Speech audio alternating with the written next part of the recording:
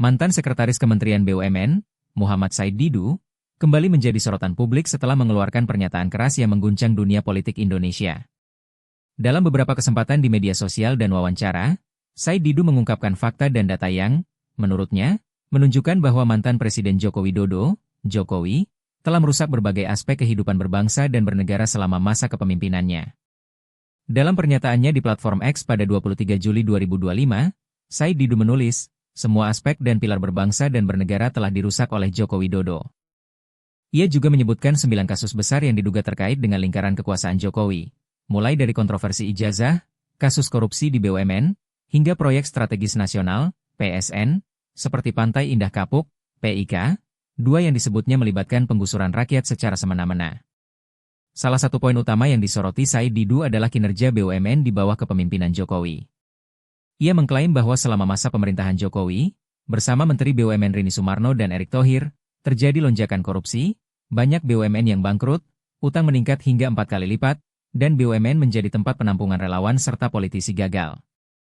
Hasil kerja Jokowi terhadap BUMN, korupsi melonjak, makin banyak yang bangkrut, utang naik sekitar 4 kali lipat, tulisnya di X pada 11 Juli 2025.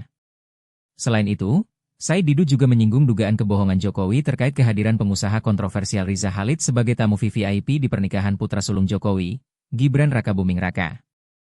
Menurut Said, kehadiran Riza Khalid, yang terkait dengan kasus Papa Minta Saham, menunjukkan adanya kedekatan dengan lingkaran kekuasaan Jokowi, yang dianggapnya sebagai bagian dari praktik korupsi yang ditutupi.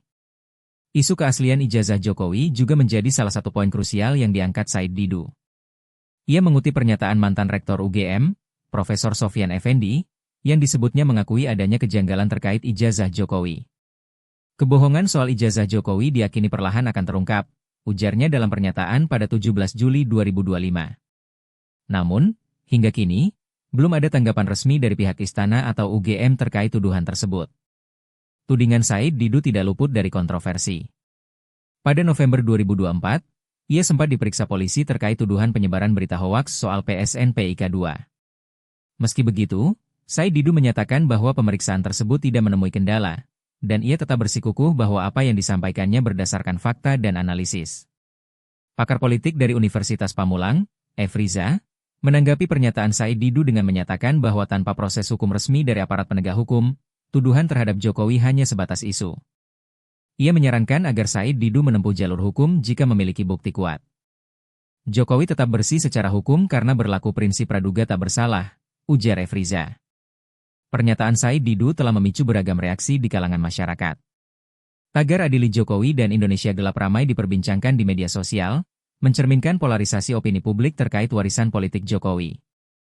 Hingga berita ini diturunkan, belum ada tanggapan resmi dari Jokowi atau timnya terkait tuduhan Said Didu. Publik ini menanti perkembangan lebih lanjut, apakah tuduhan ini akan berujung pada proses hukum atau hanya menjadi wacana politik yang menggema di ruang publik.